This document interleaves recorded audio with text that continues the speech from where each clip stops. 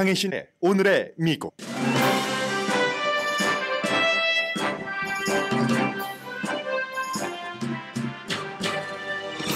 오늘은 미 전국에서 대통령 후보부터 각종 로컬 선거까지 치르게 되는 슈퍼 투스데이입니다. 트럼프 전 대통령은 긴장감이 거의 없는 채 오늘 오후 공화당 후보로 사실상 확정돼서 공화당 전국위원회 자금을 쓸 수 있는 문이 열립니다. 바이든 대통령은 이스라엘 하마스 전쟁 때문에 생긴 당내의 반대로 미확정 투표가 얼마나 나올지에 긴장합니다. 캘리포니아와 같은 진보주나 텍사스와 같은 보수주, 노스캐롤라이나와 같은 스윙 스테이트에서 모두 상대와의 경쟁은 물론 당내 분열 결과를 보여주는 선거들이 오늘 치러집니다. 한인 현 정치인과 정치 후보들도 연방 하원 선거부터 시의원 선거까지 도전자를 만나거나 맞거나 아니면 도전자가 돼서 선거를 치릅니다. 오바마 전 대통령의 부인인 미셸 오바마 여사가 바이든을 대치해 대선 출마를 할 것이라는 근거 없는 주장에 대해 오늘 다시 한번 미셸 오바마의 대선 출마는 없을 것이라고 못 박았습니다. 연방 대법원이 만장일치로 트럼프 전 대통령의 출마 자격 인증 판결을 내렸지만 대법관들 사이에서도 분열이 있었습니다. 이 분열은 남녀 대법관 사이의 법적 충돌이고 에이미 코니 베럿 공화당 대법관이 다른 3명의 진보 여자 대법관들과 뜻을 같이 했습니다. 봄방학을 앞두고 가솔린 값이 올라가고 있는데 이유는 2가지입니다. 쿨케이션이 2024년 여행의 추세랍니다. 차갑다 하는 COOL 쿨입니다. 기후변화와 주택, 여행 패턴 등을 바꾸고 있습니다. 플라스틱 식품 포장에 내분비 시스템을 방해하는 화학물질이 있고 이 화학물질이 식품에 침투할 수 있다는 새로운 연구 결과가 나왔습니다. 한국, 미국을 포함한 국가의 포장 샘플 조사 결과입니다. 여러분 안녕하십니까? 오늘의 미국 튜스데이 하니까 갑자기 목 안에서 뭐가 터져오네요. 오늘이 이제 미국의 16개 주, 정확하게는 15개 주 플러스 아이오와이고요. 그리고 이제 미국령 사모아, 아메리칸 사모아에서 예비선거가 치러지는데 예비선거가 있고 그리고 코커스가 있습니다. 그래서 이제 아주 중요한 슈퍼 투스데이, 필요한 대의원 3분의 1 이상이 대선으로 보면은요. 그 밖에 너무 많은 선거가 있지만요. 그런 선거입니다. 인구로는 미국 인구가 4억 명이 안 되는데 1억 3,400만 명이 넘는 주, 그리고 미국령 사모아. 대의원 숫자는 주마다 다 다르고 굉장히 복잡합니다. 예를 들어서 캘리포니아주는 대의원 숫자가 169명 공화당, 테네시는 58명 이렇게 되고요. 또 대의원 숫자하고 선거인단하고는 또 다른 겁니다. 선거인단이 훨씬 숫자가 적죠. 너무 깊게 들어가면 우리가 아침부터 머리 아프니까 그냥 대강 이런 것이 있다. 그냥 맥만 짚고 가겠습니다. 오늘 이제 공화당은 그 대선 후보로서는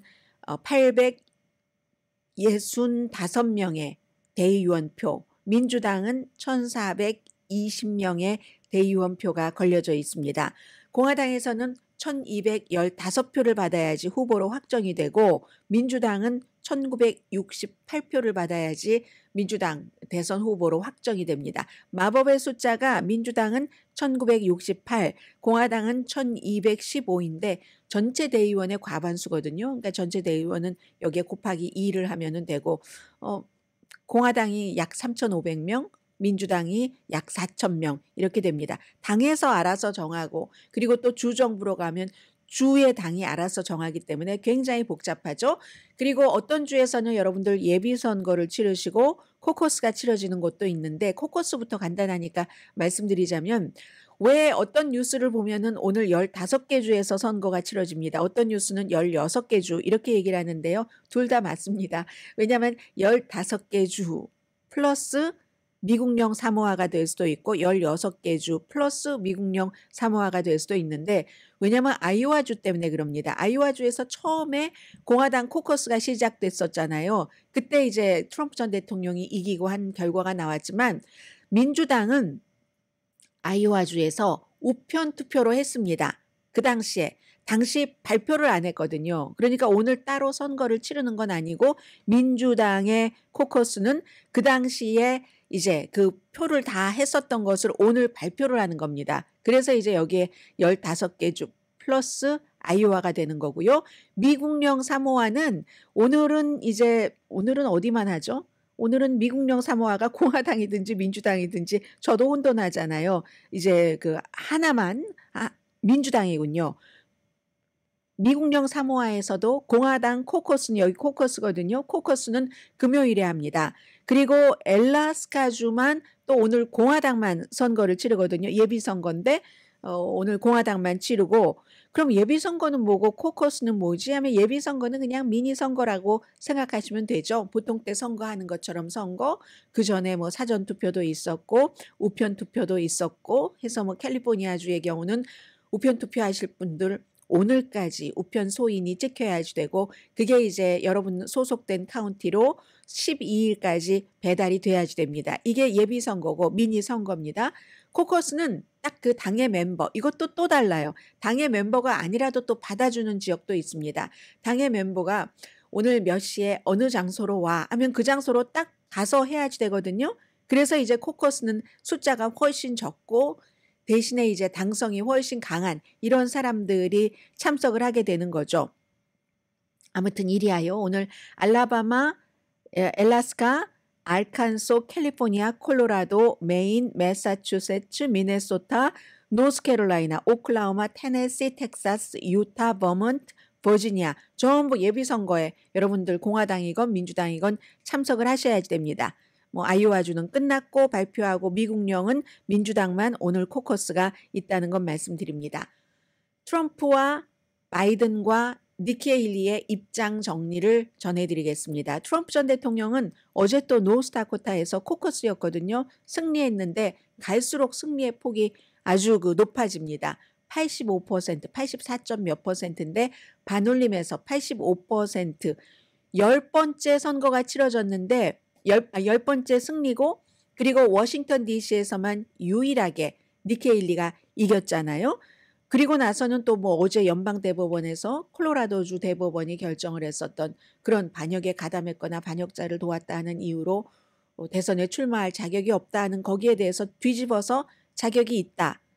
라고 연방대법원이 만장일치로 판결을 했기 때문에 트럼프 전 대통령은 지금 날개 달고 있다 하는 것을 알 수 있고요. 트럼프 전 대통령이 오늘 딱 신경을 쓸 때는 아마 한 군데일 겁니다. 워싱턴 DC와 좀 마찬가지 성향의 곳, 버지니아주, 한국분들 많이 살고 계시는 페어팩스 카운티.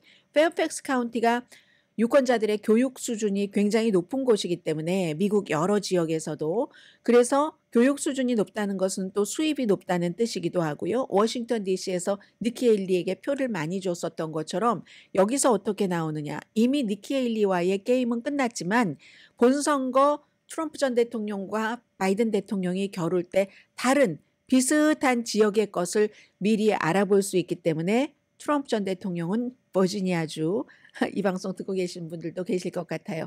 페어팩스 카운티 유권자의 그 표심을 신경을 쓸 겁니다. 바이든 대통령이요? 역시 바이든도 트럼프 전 대통령과 마찬가지로 민주당의 후보로 지명될 것이 거의 확실하죠. 물론 무슨 뭐 딘 필립스라든가 미네소타주의 연방 하원 의원도 투표용지에 있고 마리안네 윌리엄슨은 이미 드랍했는데도 아직까지 이름이 나와 있습니다. 그런데 바이든 대통령이 신경 쓰는 것은 이런 사람들이 아닙니다. 사람들이 아니라 투표용지에 써 있는 uncommitted, 미확정이라는 그 공란에 민주당이 얼마나 투표를 할까? 나에게 항의한다는 뜻으로 바이든에게 이스라엘 하마스 전쟁에서 이스라엘을 너무 싸고 돈다. 이렇게 생각을 하는 거죠. 그래서 많은 정치인들이라든가 아니면 어떤 단체들이 기획을 해서 미시건주에서도 민주당의 유권자 가운데서 13%가 미확정으로 했잖아요. 이번에 오늘 선거가 치러지는 곳의 반 정도는 이런 그 미확정이라는 게 투표용지도 다 다르잖아요. 투표용지에 있습니다. 예를 들어서 매사추세츠, 미네소타, 노스캐롤라이나, 콜로라도, 테네시, 버먼트, 알라바마를 포함해서 한 반 정도는 언커미티드가 있는데 바이든 대통령은 이걸 볼 겁니다. 그러면 지금 바이든이나 트럼프나 서로 이제 오늘 이후부터는 후보들이 될 테니까요. 11월 달에 공화당에서는 트럼프가 미워서 안 나가겠어 하는 사람이 얼마나 될지, 민주당에서는 바이든이 미워서 투표하러 안 나가겠어, 심지어 트럼프에게 투표하겠다는 사람도 있다고 하잖아요. 어제 뉴욕타임스 여론조사 결과 10%. 그럼 반대로 트럼프에서 바이든으로 투표하는 사람은 없겠습니까? 이런 여러 가지 이유와 투표 당일날 안 나간다는 거, 이걸 이제 굉장히 신경을 쓸 겁니다. 바이든 대통령도 마음에 들지 않는다고.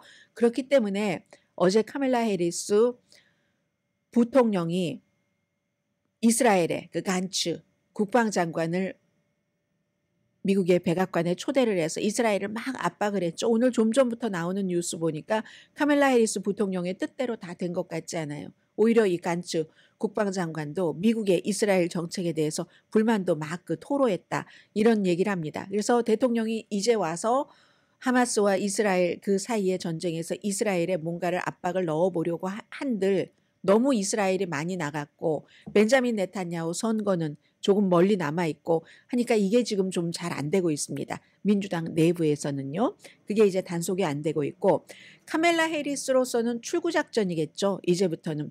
지금까지는 그만둬라 공화당에서 많이 얘기를 했지만 여기까지는 왔습니다. 그런데 어찌 보면 온 게 잘한 것 같기도 해요. 왜냐하면 카멜라 해리스로서는 그 지금 50대 초반이니까 앞으로도 시간이 많이 남아 있는데, 뭐 만약에 이 트럼프 전 대통령이 바이든과 11월 본선에서 떨어진다면 공화당 사람들에게 거봐라, 나를 뽑았다면 내가 바이든을 가뿐하게 이겼을 텐데, 왜냐하면 웬만한 조사 보면은 적게는 5%에서 많게는 10%포인트까지 니케일리와 바이든이 겨뤘을 때 니케일리가 이긴다는 여론조사가 꾸준하게 나오고 있잖아요. 그런 걸 상기시키기 위해서 뭐 여기까지 온 거 잘했을 수도 있다, 뭐 이런 생각도 조금 들고요. 그렇지만 오늘이 지나면 니케일리는 더 나아갈 길이 없을 겁니다. 왜냐하면 숫자가 뭐 확정이 되니까 어쩌겠어요. 그리고 그때도 이제 계속 나간다고 하면 조금 이상해지는 거죠. 해서 빠르면 오늘 뭐 이제 더 이상 캠페인을 하지 않겠다 하고 발표를 할 수도 있고, 아니면 뭐 며칠 안에 발표를 할 수도 있겠죠. 그리고는 어제 말씀드린 것처럼 무소속으로 나올 수도 있는가? 공화당으로 나갈 수도 있을 텐데 아직 젊어서 4년 뒤에 라고 생각을 한다면은 트럼프가 되건 트럼프가 안 되건. 그렇지만 공화당이 이미 니키 헤일리의 공화당이 아니기 때문에, 미치 메코넬의 공화당이 아니기 때문에 레이건을 경외하고 하는, 이미 말로는 트럼프 전 대통령도 레이건 하지만 속으로는 내가 레이건보다 낫지, 내가 공화당을 다 이제 장악을 했잖아라고 하잖아요. 그래서 어쩌면 공화당은 이제 더 이상 트럼프가 대통령이 되지 않는다 할지라도 트럼프의 손아귀에 있기 때문에 거기서는 힘들겠다 싶어서 그러느니 제3당 후보로 나가봐 하는 것을 열심히 재일지도 모르겠습니다. 아무튼 그래서 트럼프도 긴장은 하지 않겠지만 이 니키 헤일리를 신경은 조금 쓰면서 오늘 선거를 치르게 될 거고요. 그리고는 이제 전국적으로 세계에서 쳐다보고 있는 거 세 가지를 말씀드리자면은, 캘리포니아주는 이게 이제 뭐 정글 예비 선거라고 하죠. 당과 상관없이 가장 많은 표를 받은 두 사람이 공화당 사람이건 뭐 현직이건 후보건 이 두 사람이 본선거에서 겨루게 되죠. 물론 이 경우는 두 사람만 있어요. 현직과 도전자. 그러면 오늘 끝나는 거죠. 선거가. 끝나버리는. 뭐 예를 들어 영킴 그 의원이 한 사람 도전자가 있죠. 그리고 뭐 좌한서 시의원도 한 사람이 있으니까 오늘 이기면 이 두 사람은 그냥 그 자리를 유지를 하게 되는 건데, 어쨌든 캘리포니아는 소속 정당에 상관없이 공화당 2명이 본선에서 싸울 수도 있고 민주당 2명이 싸울 수도 있고, 그러나 투표를 하는 분들은 공화당에 등록을 해야지 공화당에 투표를 할 수가 있고 민주당에 등록을 해야지 민주당에 투표를 할 수가 있습니다. 물론 이걸 바꿀 수는 있어요. 바꿀 수는 있지만 아무튼 그렇게 해야지 된다는 거. 그리고는 이제 다이언 파인스타인 연방 상원의원 자리를 뭐 아담 쉬프, 케이리 포럴 그리고 또 다른 이거 오히려 그 아주 유명한 스포츠 선수였잖아요. 샌디에고 파드레스에서 일루수로 뛰었던 스티브 가비가 오히려 이 그 민주당의 아담 쉬프 다음이거든요. 최종적인 이 여론조사 결과를 보면은 민주당의 이 포토가 아니라 그래서 이거 어떻게 될지 모르겠어요. 케이리 포러를 다이언 파인스타인 후임으로 엘리자베스 워렌 같은 굉장히 진보 성향의 사람이 지지를 했고 그래서 아마 상원 의원이 되면 경제 등등의 문제에 대해서 케이리 포러는 굉장히 진보적인 연방 상원 의원이 될 겁니다. 그에 비해서 아담 쉬프는 트럼프가 대통령이 되던 되지 않던 어떠한 그 본인이 트럼프가 대통령이 된다면 더 어떤 저격수 같은 것을 할 수 있는 사람이 되고 그리고 아무튼 스티브 가비가 지금 아담 쉬프 뒤고 케이리 포로가 3위이기 때문에 이거 지금 저는 이 선거 지금 저도 궁금하고 세계에서도 궁금하다고 생각하고요. 텍사스주는 공화당 내부의 싸움을 보여줍니다. 이 켄 팩스턴이라는 그런 이제 공화당의 그 검찰총장이 있는데 트럼프 전 대통령을 엄청 지지했고 트럼프의 모든 의제를 다 가져다가 심지어 공화당 내부에서도 좀 지나치지 않아 이렇게 생각할 정도로 해줬습니다. 그런데 막상 본인이 엄청난 부정부패에 걸려서 무슨 뭐 와이프도 있는데 다른 그 여자와 뭐 돈과 부동산 개발업자와 해서 이 여자에게도 특혜주고 그 이 검찰총장의 사무실은 완전히 그 뭐죠? 이 부동산 개발업자의 사무실과 같았다. 이래서 이 사람을 쫓아내려고 했는데 실패했죠. 워낙에 텍사스가 공화당주라서 트럼프주라서. 그래서 이 사람이 그냥 완전히 앞장을 서서 본인의 그 어떤 탄핵 같은 것에 찬성을 했었던 사람을 다 떨어뜨리는 지금 작업을 하고 있습니다. 만약에 그렇게 되면은 투표 권리라든가 낙태권이라든가 이민에 대해서 텍사스는 지금보다도 훨씬 우측으로 가게 됩니다. 그런 것이 하나 있고 테드 크루스가 3선에 도전하는 게 있고요.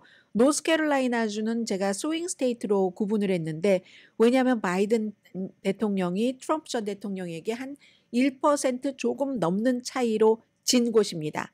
트럼프가 이기기는 이겼는데 그 격차가 1% 조금 넘는 차이로 이긴 곳이거든요. 그래서 제가 스윙 스테이트라고 말씀을 드렸고 주지사 선거가 이제 그 민주당 임기 제한으로 물러나는 그 민주당 여기에 이제 민주당의 검찰총장과 공화당의 선두주자가 딱 그 붙어 있기 때문에 이게 굉장히 중요하고 그 밖에 무슨 뭐 연방 상원 의원, 하원 의원 굉장히 많은 선거들이 있고요. 한인은 잠시 뒤에 제가 다른 뉴스와 함께 좀 그 전해드리는 게 시간상으로 맞는 것 같네요.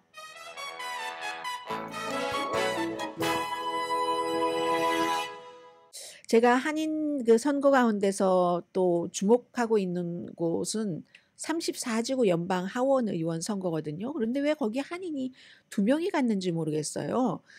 표가 갈릴 텐데 그리고 그 사이에 그 분석하는 게 다 다르기 때문에 지미 고메즈 지역이잖아요. 잠시 뒤에 좀 자세히 말씀을 드리겠습니다. 그리고 연방 대법원에서 물론 보수 대 진보는 6대 3으로 보수가 압도적이지만 남자 대 여자는 또 5대 4로 남자가 숫자가 많습니다. 어제 트럼프 전 대통령에게 프리 선언을 해줬던 그 판결에서 남자와 여자 연방 대법관들이 싸우고 있더군요. 잠시 뒤에 전해드립니다. 라디오 서울 방송 오늘의 미국 듣고 계십니다. 오늘 한국일보 일면을 보면은요. 슈퍼 투스데이 이 선거에서 이제 특히 캘리포니아주에 어떤 그 한인 후보들과 현직 정치인이 있는가 하는 것을 정말 한눈에 잘 요약이 돼 있습니다. 그래서 이제 우선 그 연방 선거를 보면은 40지구의 영킴 의원, 45지구의 미셸 스틸 의원, 그리고 이제 도전하는 데이브 민 지금 주 상원 의원이죠. 47지구 여기 이제 케이리 포로가 나온 데고 연방 상원으로 가니까 그 자리가 비어서 연방 하원 자리고 데이빗 김 34지구 코리아타운이 포함된 제가 관심을 갖고 지켜보는 이곳이요. 뭐 다 관심을 갖고 지켜보지만 어떤 곳들은 대강의 이제 짐작이 되기 때문에요. 그리고 근데 이 지역에 켈빈 이 데이빗 킴 후보는 지난번에도 뛰었었고 정말 아깝게 졌습니다. 지미 고메즈에게. 그리고 그 전에 지미 고메즈는 로버트 안 한인 후보와 겨뤄서 로버트 안 후보가 어떤 순간에는 이기는 줄 알았어요. 그러다가 마지막 부재자 투표 이런 것 하니까 몇천 표 차이가 나서 지미 고메즈에게 지고 말았는데 그 이후에 데이빗 민 후보가 들어가서 지난번에 굉장히 잘 싸웠습니다. 잘 싸웠는데 이 지미 고메즈 후보가 그 선거 캠페인을 하는 동안에 가짜 부정선거를 엄청 했어요. 제가 그런 거 보면 화나는 사람이잖아요. 뭐 너무너무 많이 그것도 막 눈에 보이게 사진으로 뭐 이번에는 어땠는지 모르겠어요. 정말 완전히 무슨 트럼프와 나란히 두고 데이빗 킴 후보와 트럼프와는 오히려 반대라면 반대지 같이 나란히 둘 수가 없는 사람이거든요. 그런데 이제 다 민주당이니까 그런 식으로 엄청나게 부정 선거를 해서 현직 의원이 후보를 상대로 했는데도 정말 참 아깝다 하는 그런 정도로 떨어졌거든요. 그래서 제가 이 지역에 죄송합니다. 켈빈 이 후보 다 자유이기는 하지만 그런데 이제 꼭 지금 이 시점에 이렇게 한인들이 표를 가를 필요가 있었을까 하는 생각은 조금 들고요. 그리고 여기에 지금 여러 명이 등장을 했어요. 여러 명이 등장을 해서 잠깐만요. 제가 한번 보면은 이 세 사람뿐만이 아니라 한 도전자들이 4명 정도 되거든요. 도전자 4명이네요. 도전자 4명인데 공화당 1명, 뭐 케빈리네요. 아, 공화당이네요. 켈빈리가. 아, 죄송합니다.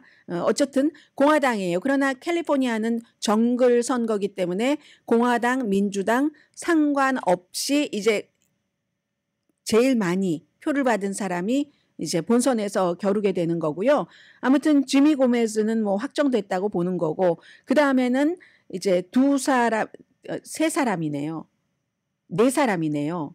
네 사람 왜냐면은 뭐 피스 앤 프리덤 파리에서 나온 사람도 한 사람 있거든요. 당연히 안 되겠죠. 이 사람 제치고 그리고 이제 문제는 데이빗 페럴이라는 민주당 후보와 데이빗 킴 민주당 후보 그리고 거기에 이제 켈빈 리 공화당 후보가 딱 들어가 있으니까 이 세 사람이 서로 싸워야지 되는데 세 사람 중에서 한 사람이 돼야지 되는데 코리안 아메리칸이 표를 이렇게 양쪽으로 가르는 것. 제가 사실 선거를 할 때 뭐 코리안 아메리칸이다 아니다를 특별히 많이 내세우는 사람은 아닙니다. 오히려 자격이 있고 뭐 코리안 아메리칸에게도 또 누구에게나 다 공정하게 하면서 아무래도 코리안 아메리칸이 아직은 소수니까 소수를 보호해 줄 수 있는 후보. 그러나 코리안 아메리칸이 아니면서 소수를 더 많이 코리안 아메리칸보다 보호할 수 있는 후보가 있다면 저는 그런 후보를 이제 지지를 하는 편이거든요. 그게 이민 사회에 옳다고 생각을 합니다. 코리안 아메리칸이긴 하지만 코리안 아메리칸에게 반대되는 정책을 하는 후보보다는. 그러나 코리안 아메리칸 후보이건 현 정치인이건 아니면 코리안 아메리칸이 아닌 정치인이나 후보이건 이게 똑같다면 전부 이 코리안 커뮤니티에 좋다 하면은 그런 때는 코리안 아메리칸 정치인이거나 후보를 지지하는 게 맞죠. 왜냐하면 코리안 아메리칸 정치인이 너무 없으니까. 그런 뜻에서 말씀을 드린 겁니다. 그렇지 않고는 그 밖에는 뭐 크게 개의치는 않습니다. 코리안이면 어떻고 코리안이 아닌 사람이면 어때요? 그러나 우리가 아직 소수인종이고 모든 분야에서 너무 힘이 부족하니까 웬만하면 가능성이 있으면 힘을 실어주면 되죠. 그리고 무엇보다도 지미 고메스 현 의원은 지난번에 너무나 덜이한 그 선거 플레이를 했기 때문에 저한테 2년이 지났는데도 그게 아주 머릿속에 확 박혀 있습니다. 그래서 이 지역구는 조금 아쉽기는 하네요. 민주당, 공화당 뭐 나뉘기는 했다고는 하지만 네 그렇고요. 그리고는 이제 주의회는 여러분들께서 지역에서 너무 많이 알고 계실 것 같아요. 오늘 한국일보 일면을 참고하시면 도움이 되겠습니다. 무슨 주상원의 최석호 37지구, 에드워드 한 44지구, 존 이 54지구, 또 다른 존 이 동명이인입니다. 이제 LA 그 시의원과 동명이인인 거죠. 존 이 12지구죠. 뭐 여러 가지 어려움도 겪었었고 했었던 본인이 이제 어떤 그 시의원의 보좌관을 할 때 어려움을 겪었고 그러나 또 굉장히 많은 아주 공식적인 지지를 받고 하는 그 존 리 시의원과 그리고 세 번째로 10지구 코리아타운에 도전을 하는 그레이스 유 후보 뭐 이런 사람들이 있고요. 너무너무 많은 선거가 있어서 다 말씀드릴 수는 없지만 어쨌든 34지구에 계시는 분들도 투표에 많이 참여해 주시기 바랍니다. 왜냐하면 여기가 완벽하게 그 코리아타운이 다 포함되어 있고 하는 지역이기 때문에요. 아주 지역이 굉장히 넓습니다. 이 34지구가 제가 사진을 해놓고는 또 어디다가 놨나요? 그렇지만 머릿속에는 있으니까 머릿속에 코리아타운도 들어가고 뭐 보일하이츠, 다운타운, 차이나타운, 리틀 도쿄도 포함이 되고 하는 그런 지역이 34지구거든요. 지금 한인들은 이런 분들이 지금 출마를 하셨고요. 오늘 미셸 오바마 얘기를 좀 말씀을 드리겠습니다. 미셸 오바마가 바이든을 제치고 민주당의 후보가 될 것이다 하는 얘기는 정말 몇 년 동안 많이도 나왔었고 미셸 오바마는 그때마다 나는 그럴 일 없다. 내가 다시 백악관에 갈 일은 없다라고 얘기를 했는데 또 나옵니다. 요즘에 보면은 마조리 테일러 그린이라든가 조지아주 그리고 무슨 뭐 또 누가 있죠? 공화당인데 테드 크루즈 상원 의원이라든가 아니면 비벡 라마스와미 같은 가장 조금 좀 극단적이라고 할 수 있는 비벡 라마스와미는 정치인도 아니죠. 후보로 나와서 너무 극단적인 말들을 쏟아내서 주목을 받은 젊은 뭐 사업가 이런 사람들이 미셸 오바마가 분명히 나올 거야 이렇게 얘기를 하고 있거든요. 그런 사람들이 얘기하고 다니는 것을 특히 비벡 라마스와미가 가장 부담 없이 공개적으로 얘기를 하는 것을 또 최근에 MBC 뉴스가 보도를 했고 하니까 또 라스무센 여론조사 같은 거 보면은요. 바이든을 대신할 최고의 인물로 항상 미셸 오바마가 꼽힙니다. 이건 왜 그러냐면 바이든이 만약에 바이든이 아니라면은 거기에 카멜라 해리스가 있잖아요. 최초의 아프리칸 아메리칸, 에이시안 아메리칸 여자, 그것도 여자 부통령이 있는데 그러면 미셸 오바마가 여자이기도 하고 또 아프리칸 아메리칸이기도 하잖아요. 만약에 바이든이 아니라 다른 사람일 때 카멜라 해리스가 부통령이었는데 이런 아프리칸 아메리칸 표를 의식한다면 이 위험 부담을 줄이기에도 미셸 오바마가 가장 적합하다는 그런 계산입니다. 그리고 뭐 호감도가 높아요. 한인분들은 또 어떤 분들은 너무 강해 여자가 이러면서 싫어하시는 분들도 많이 계시는 것 같은데 미셸 오바마의 그런 호감도는 한인분들 사이에서보다는 훨씬 높은 것 같습니다. 그래서 라스무센의 여론조사에서도 그런 것이 발표가 되니까 오늘 아침에 다시 미셸 오바마의 오피스에서 발표를 했습니다. 몇 년에 걸쳐서 밝힌 것처럼 내가 대선에 나갈 확률은 어떠한 상황에서도 0%입니다. 저는 바이든과 해리스를 지지합니다. 이렇게 얘기를 합니다. 미셸 오바마가 60세예요, 지금. 그리고 유권자 등록하는 거, 뭐 참여하는 이런 유권자 캠페인을 하는 단체를 하나 마련했잖아요. 모든 사람들은 다 본인이 할 수 있는 일이 있는데 내가 할 일이 바로 이거다. 뭐 이렇게 얘기를 하면서 절대로 나는 아니다. 내가 대통령 집무실 책상에 앉아 있는 사람 이건 아니다. 나에게 적합하지 않다라고 다시 한번 확인을 했습니다. 그리고 이제 연방대법원 얘기를 조금 말씀을 드릴 텐데 연방대법원에서 진보적인 3명의 연방대법관까지 포함을 해서 콜로라도주 대법원에서 판결을 한 1월 6일 의사당 사건과 관련해서 트럼프 전 대통령이 대선에 출마할 자격이 없다. 그래서 투표용지에서 이름을 내려야 되겠다 하는 이 판결을 연방대법원에서 아니다라고 판결을 했잖아요. 그랬는데 이 9대 0으로 이 사이에 약간의 그 대법관들 사이에서의 싸움 같은 것들이 있었는가 봅니다. 뭐냐면 이거는 아니다. 여기까지만 했으면 되는데 남자 대법관들 5명이 의회가 그것을 판단할 권한이 있다. 너무 나갔다는 겁니다. 여성 이제 에미 코니 베렛이 공화당이죠. 공화당에서 유일하게 여자 대법관이고요. 나머지 3사람은 뭐 엘리아 케이건이라든가 소니아 소도마요르라든가 카탄지 브라운 잭슨이라든가 이 3사람은 전부 여성 진보 대법관인데 이 여성들은 그냥 할 때까지만 하지 이거는 아니다. 트럼프 이 콜로라도주 그것을 하는 것은 어떻게 콜로라도주라는 주 한 군데서 다른 주에도 영향을 미칠 수 있는 이런 것을 하느냐 해서 여기까지만 해야지 되는데 의회에서만 권한이 있다. 이렇게 한 것은 이 여성 대법관들이 볼 때는요.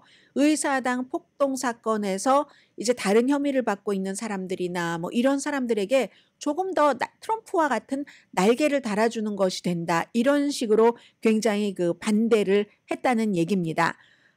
아무튼 물론 이 자체 시작 자체는 수정헌법 14조 3항 이게 다 남북전쟁 이후에 남북연합을 막기 위해서 만들어 놓은 거잖아요. 그래서 대통령에게까지 적용하기는 너무 심하다 싶어서 그런 결론을 내리긴 했는데 연방 이 대통령을 뽑는 걸 콜로라도주 한 군데서 결정할 수 없다. 여기까지만 했어야지 됐는데 그런데 아니 왜 이걸 의사당까지 끌어들이느냐 이렇게 얘기를 하는 그런 것 너무 나갔다 하는 뭐 그런 정도의 서로의 스트러글이었다 하는 얘기를 하고 있습니다. 자, 잠시 뒤에 경제 뉴스를 좀 전해드리겠습니다. 경제 뉴스인데 가솔린 값과 여행. 제가 여행 이 아이템은 여러분들께 전해드리나 아니면 여행 가고 싶지 않은 사람이 있겠지만 얼마나 되겠어요. 시간도 있고 돈도 있고 건강하면 여행 가고 싶은 사람이 많겠죠. 그러나 가고 싶어도 못 가는 사람들이 훨씬 많을 것 같아서 이런 뉴스를 전해드릴 때는 제가 조금 마음을 뒤로 갔다가 앞으로 왔다 이렇게 하게 됩니다. 그런데 왜 이걸 선택했느냐면은 내가 돈도 없고 시간도 없고 또 컨디션도 별로 좋지 않고 여행을 갈 수는 없지만 그러나 여행에 있어서의 세계적인 추세가 이런 거래 하는 뜻에서 선택한 아이템입니다. 잠시 뒤에 뵙겠습니다.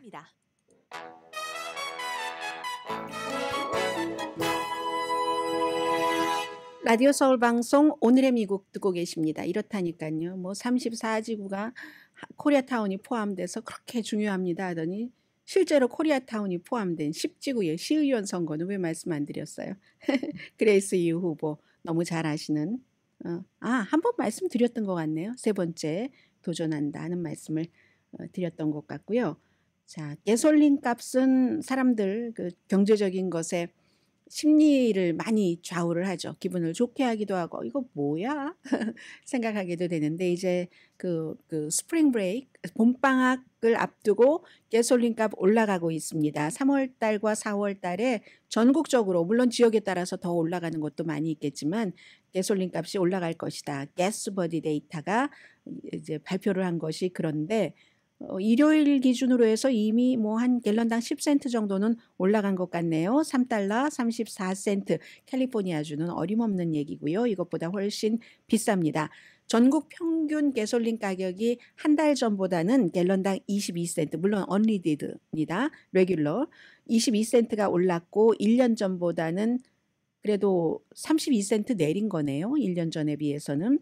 2022년도 6월 달에 최근에 굉장히 비쌌죠. 갤런당 5달러 넘었고 그 당시에 캘리포니아주는 8달러까지 가지 않았던가요? 7달러 기본이었었고 그랬는데 썸머가 되면은 왜 늘어나느냐 두 가지 이유인데요. 하나는 썸머 그 블렌드라고 해서 썸머용으로 따로 제조하는 가솔린을 써야지 되는데 이게 비용이 많이 들어간답니다. 뭐 여러 가지를 뭐 혼합해서 쓰는 건데 1990년도에 공기를 깨끗이 한다. 이런 법에 따라서 여름 뭐 사람들 많이 움직이는 때잖아요. 이때는 조금 더 깨끗한 그런 가솔린을 쓰게 되는 거기 때문에 그때부터 이제 뭐 그렇게 써야지 되는데 이때 이 생산량 등등에 따라서 그렇다는 거고 두 번째는 이게 봄방학 시즌은 사람들이 많이 움직이잖아요. 당연히 모든 가격을 딱 좌우하는 그냥 손에 잡히는 이런 볼펜부터 아니면 손에 안 잡히는 저런 그 주식값까지 모든 것은 수요와 공급이 가격을 정하잖아요. 봄방학은 수요가 늘어나기 때문에 그래서 이제 이게 가솔린 값이 올라가는 이유라고 보고 있습니다. 사람들이 이제 6월 달에 미국 사람들은 휴가를 많이 가잖아요. 더위를 피하기 위해서 뭐 그다지 6월 달에 덥지 않을 수도 있지만 쿨케이션 아주 차가운 쿨케이션 이름 자체는 사실은 이게 시원하다라고 하면 더 좋을 것 같긴 한데 뭐 여름에 쿨하면 좋지만 쿨케이션에 눈을 돌리면서 북극 같은 추운 기후에서 여름 휴가가 점점 인기를 얻고 있다. 여행 전문가들이 쭉 얘기를 하고요. 특히 그 콘데 나스트 트래블러, 콘데 나스트에서 발간을 하는 아주 화려한 여행 잡지죠. 그 여행 잡지에서도 이제 이런 것들을 많이 얘기를 합니다.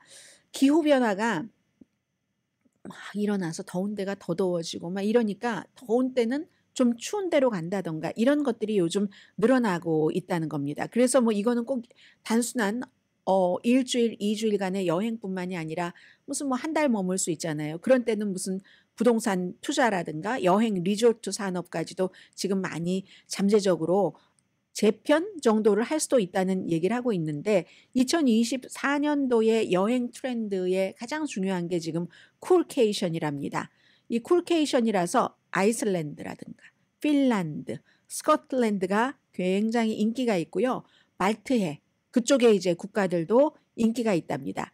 기후 변화의 영향이 여행 공간까지 이제 딱 차고 들어왔다 하는 건데 사람들이 이제 하늘이 더 맑겠다. 비가 좀 안 올 것이다. 물론 지역에 따라서 차이는 있지만 그런 생각 때문에 6월 달, 뭐 7월 달, 8월까지는 여행을 많이 하는데 이제는요. 사람들이 비에 대해서 걱정하는 것보다 폭염을 더 걱정한답니다. 너무 더우면은 비는 그냥 차라리 맞지? 뭐 그런데 너무 더우면은 이게 아니다 해서 그런 아주 그 화려한 여행 뭐 또 휴가 이런 것을 기획하는 그 회사 같은 데는 이 여행자들이 뭐 산불이라든가 폭염이라든가 이런 걸 피하기 위해서 전에 계획했던 것보다 더 멀리 좀 정말로 여행답게 이런 그 의지들도 굉장히 많다고 하고요. 영국의 그 크루즈 여행사인 그 이글루 크루즈는 2023년도에요. 북극에 가는 그런 수요가 235%가 증가했답니다. 그래서 참 남극이란 소리는 여행 가신다는 얘기는 많이 들어봤어도 북극이 새로운 남극이다 이렇게 얘기를 하면서 이제 지구 온난화 때문에 결국은 북극으로의 여행길이 조금 새롭게 열렸다고 하고요. 뭐 노르웨이 군도 같은 데 많이 가고 뭐 스발바르 같은 데겠죠. 그리고 캐나다의 그 베핀, 캐나다의 베핀 아일랜드도 정말 외딴 곳 아닌가요? 이런 곳에 가는 사람들 뭐 그런 곳에 가서 캐나다 가서 막 사람들 그런 데 가서 샴페인 터뜨리고 하는 사진들 많이 나오잖아요. 이런 그 크루즈 프로그램이 굉장히 늘어나고 있다 하는 얘기들을 하고 있고요. 그리고 또 왜 그 프로즌이라는 디즈니 영화가 있었잖아요. 겨울왕국. 겨울왕국 때문에도 이게 또 그 영화에서 영감을 받아서도 노르웨이에 대한 그 사람들의 그 여행 이런 마음 같은 것들이 굉장히 많이 늘어났다고 하거든요. 그런가 하면은 무슨 뭐 오로라를 보러 간다던가 이런 그 쿨케이션이 트렌드로 이제는 자리를 잡았다 하는 얘기들을 하고 있습니다. 이게요, 무슨 뭐 유럽의 여행사만 그런 게 아니라 인도의 여행사도 마찬가지로 더 시원한 그런 이제 곳으로 사람들이 여행을 떠난다고 하고요. 그리고 또 뭐가 있나요? 물론 2023년도 그럼에도 불구하고 아직까지 가장 많은 사람들이 가고 싶어 하는 곳, 뭐 파리 이런 데죠. 아니면 요즘 두바이 여행 많이 가잖아요. 마드리드라든가 아니면 도쿄에 가면은 음식, 요즘 엔화 때문에 음식 엄청 싸서 도쿄에 가서 음식 뭐 맛있는 거 먹기 엄청 좋다면서요. 암스테르담 이런 데가 좋아하지만 물론 이탈리아를 뺄 수가 없죠. 그런데 추세 자체가 이렇게 북극 여행 같은 것도 많이 간다 하는 얘기입니다. 그래서 이제 이런 여행들이 있으면 요즘은 집을 스와핑해서 다른 사람 집에 조금 지내기도 하고 하잖아요. 그리고 이제 특별하게 무슨 뭐 다이빙도 에코 다이빙이라고 해서 뭐 친환경적인 다이빙이 어떤 건지 모르지만 새로운 프로그램들을 개발하는 그런 것 아니면 무슨 할머니 할아버지와 손주가 같이 떠나는 여행이라든가 이런 스페셜한 프로그램을 개발해 주는 뭐 무슨 그런 여행을 하는 그런 곳도 많고 북극 여행과 어떤 특별한 프로그램을 만드는 이런 여행들이 2024년도 대세다 하는 건 말씀드리고요. 잠시 뒤에는 가장 현실적인 뉴스를 전해드리겠습니다.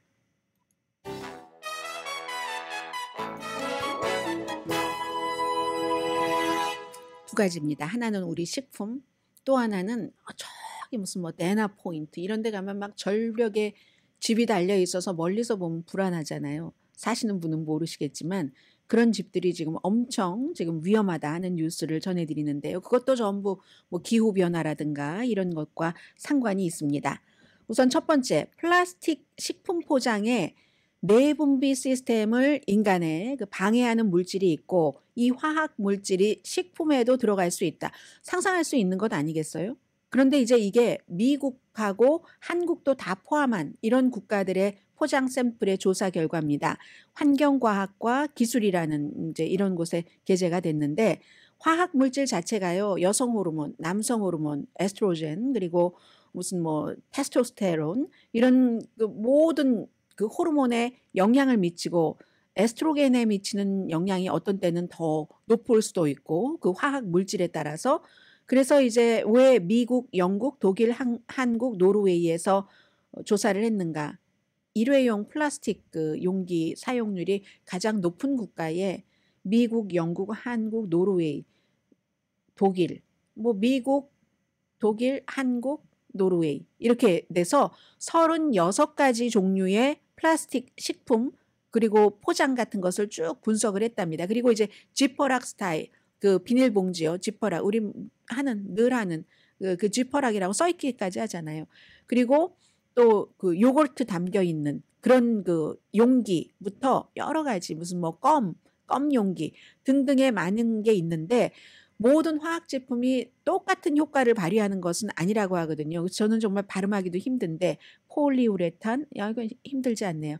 폴리 염화 비닐 또 폴리 에틸렌 여기서 이제 가장 이런 것을 쓰는 용기에서 제일 그게 아마 사람의 신체에 나쁜 영향을 주는 게 많이 나온다는 겁니다. 근데 그게 지퍼락 스타일에 사용되는 일반적인 물질이고요. 아니면 랩 우리 뭐 유니랩이라고 하는 그 플라스틱 랩 또 치즈 포장도 딱딱하게 랩핑돼 있잖아요.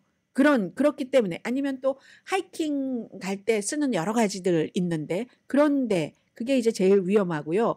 그리고 나머지는 또 무슨 조금 뭐 또 덜한 것은 어디냐면 아이들 우유병 아니면은 뭐 테이크아웃 컵 같은 데서 그 발견된 화학 물질은 조금 인체에 위험함이 덜하다. 그렇다고 완전히 안전하지는 않다 하는 것을 과학자들은 무척 강조를 하고 있습니다. 대부분이요. 이런 뭐 용기라든가 플라스틱에 수천 종류, 어떤 경우는 뭐 만 종류까지 뭔가 화학 물질이 들어간다고 하거든요. 아니, 이 정도로 많이 들어가나요? 그래서 물론 호르몬뿐만이 아니라 신진대사에 여러 가지 영향을 많이 미치는데 미국의 최고급 미국산 가장 비싼 랩에는 거의 9천 종류가 들어가 있는데 그러니까 이 화학적인 물질들이 서로 엉기고 결합해서 막 이 과학자들도 들여다보기가 너무 힘들다는 겁니다. 그 독성 물질이 뭐가 얼만큼이다, 뭐가 얼마. 그래서 단순한 그 방법은 단순하게 우리에게 그러면 어떻게 인간의 호르몬이나 대사 과정에 영향을 좀 덜 미칠 수 있느냐. 그건 이런 화학적인 물질을 가지고 뭔가를 만들 때 조금 더 단순화해라. 뭐 9,000가지 이렇게 넣지 말고 이런 얘기들을 전문가들은 하고 있습니다. 플라스틱을 그러니까 안 쓸 수는 없다는 얘기인데 플라스틱을 쓰기는 쓰되 조금 더 안전하게 쓰려면 뭔가를 덜 넣어야지 된다. 제가 이 뉴스를 준비하면서 느낀 것은 아무리 뭐 다 안전한데 뭐 그런 얘기들 많이 하잖아요. 마이크로웨이브 오븐이 요즘 나오는 건 얼마나 안전한데 과학이 얼마나 발달했는데 하지만 분명한 것은 아무리 안전하게 만들었고 발달된 것이라 할지라도 그 과학과 화학과 덜 가면 덜 갈수록 훨씬 안전하다는 것. 음식도 그러니까 가공식품이 제일 위험하다고 하는 거잖아요. 제가 지금 실험하는 건 아닌데 게을러서 1년도 더 넘었어요. 이제는 1년도 훨씬 더 넘었는데 마이크로웨이브 오븐이 없거든요. 그런데 삽니다. 그리고 물론 저의 경우는 그래도 살 수 있는 게 그전에도 마이크로웨이브 오븐을 거의 안 썼거든요. 회사에서 쓰는 게 마이크로웨이브 오븐 쓰는 것의 전부라고도 할 수 있는데 마이크로웨이브 오븐도 안 써도 사라지더라니까요. 마이크로웨이브 오븐을 많이 파시는 분들께는 정말 죄송합니다. 하나만 말씀드릴까요? 오늘 시간이 있어서요. 냉동밥을 어떻게 하네요? 저한테 가장 많이 물어보는 겁니다. 친구들이. 냉동밥이요. 밥을 해서 제가 무슨 뭐 사는 그런 밥을 한다는 게 아니라 밥을 하면은 뭐 처음에도 냉동실에다가 넣어둘 때도 있고 랩에 싸네요, 그거. 넣어둘 때도 있고 아니면 남아서 넣어둘 때도 있잖아요. 간단해요. 두 가지입니다. 여러분께서 어느 방법을 선택을 하느냐. 냄비에 물을 조금 넣고 그리고는 그릇에다가 내가 밥을 먹을 그 그릇에다가 냉동밥을 놓고 그리고 수증기로 데우는 법이 있고 또 하나는 그냥 일반 전기밥솥을 쓰셔도 됩니다. 저는 압력밥솥이 없거든요. 일반 전기밥솥에 똑같아요. 밑에다가 물을 조금 넣고 그리고 냉동밥 그릇에다가 담아서 그냥 밥 짓는 것처럼 하면은 되거든요. 이게 무슨 뭐 또다시 전기의 소비 이런 것까지 가면 얼마나 복잡할지 모르겠지만 제 느낌에는 그 안에서 막 그 돌아가는 것보다는 그 전자레인지 위험하지 않고 안전하지 않다고 하지만 돌아가는 것보다는 게다 대고 용기도 안전하다고 하지만 이렇게 안전하지 않다는 얘기가 나오잖아요. 그런 것보다는 가능한 한 재래식으로 쓰는 것이 훨씬 좀 도움이 되지 않을까 뭐 이런 생각도 드네요. 저는 제 마음이 그게 다가가서 그렇게 살고 있습니다. 전혀 불편하지 않습니다. 마이크로웨이브 오븐이 없어도. 납 포인트 같은데 정말 비싼 집이요. 이번에 눈이 아니라 비가 너무 많이 내려서 위험하대요. 절벽에서부터 해서 지금 뭐 캘리포니아주는 산불이나 이런 주택보험 새로운 사람 안 받아주는 회사가 엄청 많잖아요. 캘리포니아주에 최근에 18인치의 비가 내렸는데 현재까지 평년에 비해서 8인치가 높은 수치랍니다. 이번 주에 내일부터 또 비가 많이 내린다고 하잖아요. 그러니까 이 데나 포인트뿐만이 아니라 그 샌클라멘테 이런 데 막 산에 막 절벽에 있는 데는 이 모든 것들이 그 절벽까지도 이 빗물이 절벽까지도 그렇게 움직이고 말랑말랑하게 한다는 거거든요. 캘리포니아주뿐만이 아니라 루이지아나, 플로리다, 텍사스 다 마찬가지입니다. 바다에서 뭐 대기의 강이 흘러서 언덕에 비가 내리면 그 절벽도 그 언덕조차도 침식되기 시작한다는 거. 이거 요즘은 비용을 다 이제 주택 소유주가 새로운 주택 소유주라면 해야 되겠죠. 강혜신이었습니다.